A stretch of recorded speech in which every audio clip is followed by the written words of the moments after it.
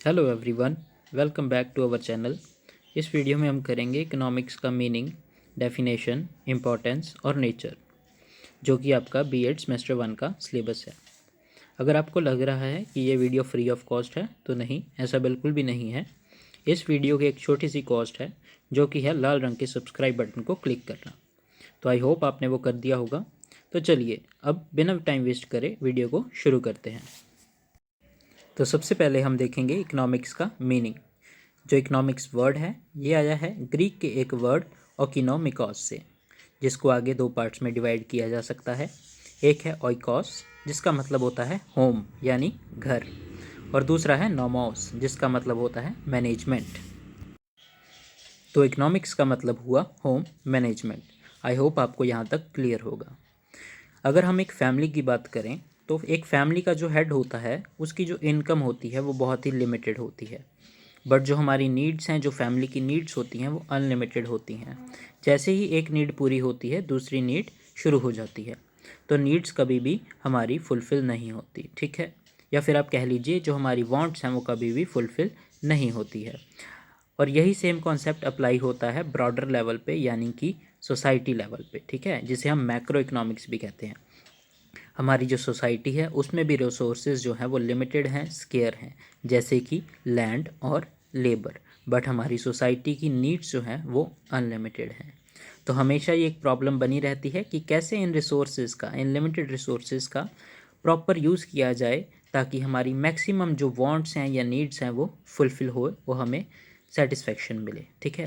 तो इकोनॉमिक्स की स्टडी करने से हमें यही पता लगता है कि कैसे इन रिसोर्सेज को प्रॉपरली यूज़ किया जाए ताकि इनका मैक्सिमम बेनिफिट लिया जा सके। आई होप आपको इकोनॉमिक्स का मीनिंग क्लियर होगा। अब बढ़ते हैं आगे इसकी डेफिनेशंस की तरफ। आपके सामने दो डेफिनेशंस लिखी हुई हैं इकोनॉमिक्स की। एक है वॉकर की और दूसरी है एडम स्मिथ की। आपको अपने एग्ज़ाम में इनको एज इट इज़ इसी वर्डिंग में लिख के आना है, और आपको इन पर्सन के नेम भी ज़रूर मेंशन करके आने हैं। आगे बढ़ते हैं और बात करते हैं इकोनॉमिक्स की इम्पोर्टेंस के बारे में। तो इकोनॉमिक्स का जो सबसे पहला इम्पॉर्टेंट पॉइंट है वो है बेनिफिट्स टू कंज्यूमर, यानी कि ग्राहक को लाभ। तो ग्राहक ने क्या करना होता है, ग्राहक ने अपने पैसों को स्पेंड करना होता है, उसने अपनी नीड्स के ऊपर अपने पैसों को स्पेंड करना होता है। तो ये उसके लिए ज़रूरी हो जाता है कि वो पैसा जो है वो उसको सही डायरेक्शन में इन्वेस्ट करे, ठीक है। तो वो एक लिस्ट बनाता है जिस पे वो नोट करता है कि सबसे इम्पॉर्टेंट उसके लिए कौन सी चीज़ है, और उसके बाद वो अपनी ऐसे प्रायोरिटीज सेट करता जाता है, ठीक है, ताकि वो अपने पैसे को बेस्ट पॉसिबल वे में खर्च कर सके, ठीक है। आई होप आपको ये क्लियर होगा। अगला पॉइंट है इम्पॉर्टेंस फॉर प्रोड्यूसर्स। प्रोड्यूसर्स के लिए भी ये इकोनॉमिक्स बहुत ज़्यादा इम्पॉर्टेंट हो जाती है। क्यों? क्योंकि प्रोड्यूसर्स को बैंक्स के बारे में नॉलेज मिलती है, गवर्नमेंट की अलग अलग पॉलिसीज़ के बारे में नॉलेज मिलती है, ठीक है। वो देखते हैं कि मार्केट में किस चीज़ की डिमांड है, किस चीज़ की सप्लाई है, ठीक है, और उसी हिसाब से वो प्रोड्यूस करते हैं गुड्स और सर्विसेज, ठीक है। तो इकोनॉमिक्स की स्टडी उनको भी हेल्प करती है। थर्ड है इम्पोर्टेंस फॉर बिजनेसमैन। बिजनेसमैन का क्या काम होता है, बिजनेसमैन का काम होता है प्राइस को फिक्स करना, ठीक है, और देखना कि डिमांड और सप्लाई का क्या रिलेशन है। तो वो चीज़ें कब पता लगेंगी, जब उसको इकोनॉमिक्स की नॉलेज होगी, जब उसको पता होगा कि प्राइस को कम करने पर डिमांड पे क्या असर होगा या प्राइस को बढ़ाने पर डिमांड पर क्या असर होगा, तभी वो एक अच्छा बिजनेस, एक सक्सेसफुल बिजनेस को कर सकता है। आई होप आपको ये क्लियर होगा। मैं आपको सिर्फ हेडिंग्स लिखी हैं, पर मैं आपको बता रहा हूँ, एक्सप्लेन कर रहा हूँ। आपको भी एग्ज़ाम में अपनी वर्डिंग में इसको एक्सप्लेन करके आना है, ठीक है। आगे है इम्पोर्टेंस फॉर लेबरर्स। लेबरर्स कौन होते हैं, दिहाड़ीदार मजदूर लोग, ठीक है। उनके लिए इकोनॉमिक्स की नॉलेज जो है वो कैसे बेनिफिशियल है। देखिए, अगर लेबर को इकोनॉमिक्स की नॉलेज होगी, अगर उसे पता है कि ये सिस्टम सारा कैसे काम करता है, तो वो ये देख पाएगा कि उसे जो है उसके प्रॉपर वेजेस मिल रहे हैं या नहीं मिल रहे हैं, कहीं उसका एक्सप्लॉयटेशन तो नहीं हो रहा, कहीं उसे कम दिहाड़ी तो नहीं मिल रही। आई होप आपको ये क्लियर होगा। आगे है इम्पोर्टेंस फॉर पॉलिटिशियंस। पॉलिटिशियंस के लिए कैसे ये लाभदायक है। पॉलिटिशियंस का काम क्या होता है, लोगों के लिए, जनता के लिए स्कीम बनाना, अलग अलग डेवलपमेंट प्रोजेक्ट्स लाना, ठीक है, वेलफेयर स्कीम्स लगाना और उनमें पैसों को इन्वेस्ट करना। तो पॉलिटिशियंस को अगर इकोनॉमिक्स की नॉलेज रहेगी तो ही वो उस पैसे को अच्छे बेस्ट वे में उसको लगा सकते हैं पैसे को, तो उनके लिए भी ये बहुत ही बेनिफिशियल है। नेक्स्ट है इम्पोर्टेंस फॉर सोसाइटी। सोसाइटी मतलब समाज, जिसमें मैं, आप और बाकी लोग भी आते हैं। तो हमारे लिए भी इकोनॉमिक्स बहुत ही ज़्यादा इम्पॉर्टेंट है। क्यों? क्योंकि देखिए, हमारा देश जो है वो हमारा घर है, और घर का सिस्टम किस तरह चलता है इस बारे में हमें अवेयरनेस होनी चाहिए। हमें पता होना चाहिए कि हमारे आसपास कैसे सब कुछ काम करता है। नेक्स्ट है इम्पॉर्टेंस फॉर स्टूडेंट्स। स्टूडेंट्स यानी विद्यार्थी। तो स्टूडेंट्स के लिए किस तरह इकोनॉमिक्स इम्पॉर्टेंट है? सबसे पहली बात कि उनके ये स्कूल करिकुलम यानी कि स्कूल के सिलेबस में एज अ सब्जेक्ट ऐड है, तो उन्हें इसे पढ़ना पड़ता है ताकि वो अच्छे नंबर लें। और अगर कोई स्टूडेंट इकोनॉमिक्स को पैशन से पढ़ता है, शौक़ से पढ़ता है, डीपली पढ़ेगा, तो वो इन फ्यूचर भी इसका बेनिफिट उठा सकता है। जैसे कि वो फाइनेंशियल सेक्टर में जा सकता है, बैंकिंग सेक्टर में एक्सेल कर सकता है और एक अच्छा इकोनॉमिस्ट भी बन सकता है।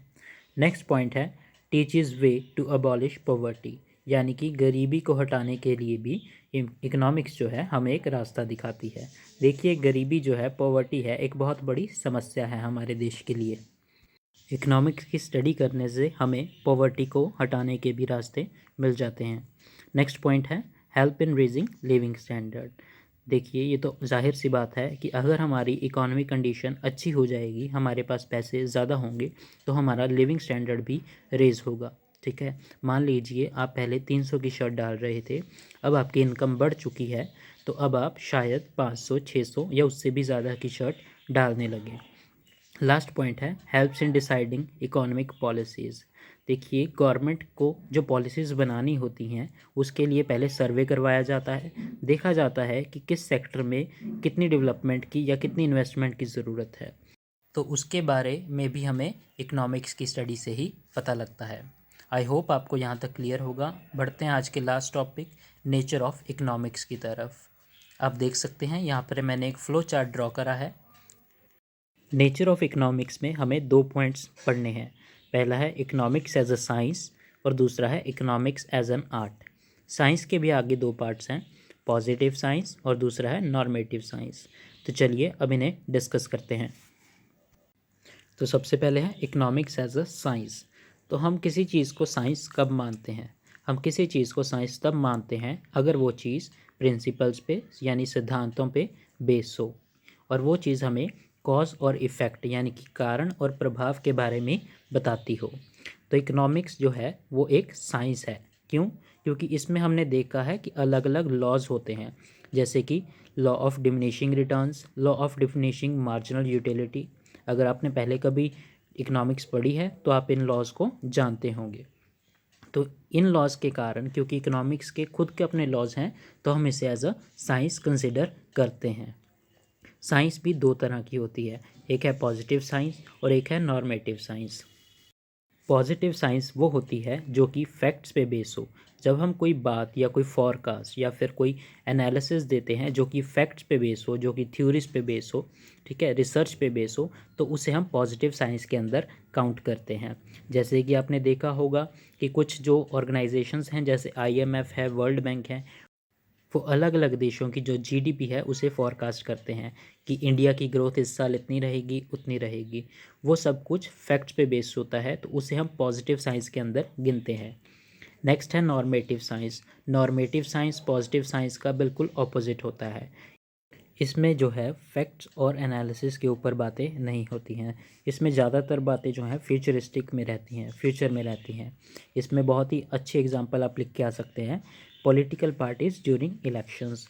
हम जानते हैं कि इलेक्शन के समय जो है पॉलिटिकल पार्टी जो है वो बड़े बड़े लोगों के साथ वादे करते हैं, अपने अपने मैनिफेस्टो देते हैं। वो कोई रिसर्च या फिर कोई रोड मैप उनके पास उस समय उपलब्ध नहीं होता। अगर उनकी पार्टी जीतती है, उसके बाद वो उस चीज़ के ऊपर रिसर्च करेंगे और इस चीज़ को अप्लाई करेंगे।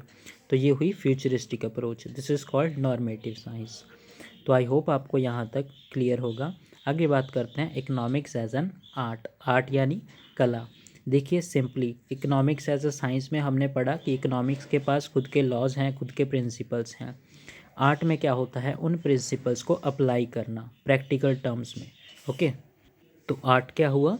जो हमने प्रिंसिपल्स और theories economics as a science में हमें मिले हैं, उन चीज़ों को प्रैक्टिकली इम्प्लीमेंट करना। ठीक है, तो वो चीज़ किस में आ जाएगी? इकोनॉमिक्स एज एन आर्ट में आएगी। तो हमारा ये टॉपिक आज यहाँ फिनिश हुआ। आई होप आपको ये अच्छे से समझ आया होगा। इसको दोबारा से देख के रिवाइज़ करें और अच्छा पेपर लिख के आएँ। और इस चैनल को सब्सक्राइब और इस वीडियो को लाइक तो आप करके ही जाएंगे, I know. Thank you so much for watching. Bye bye.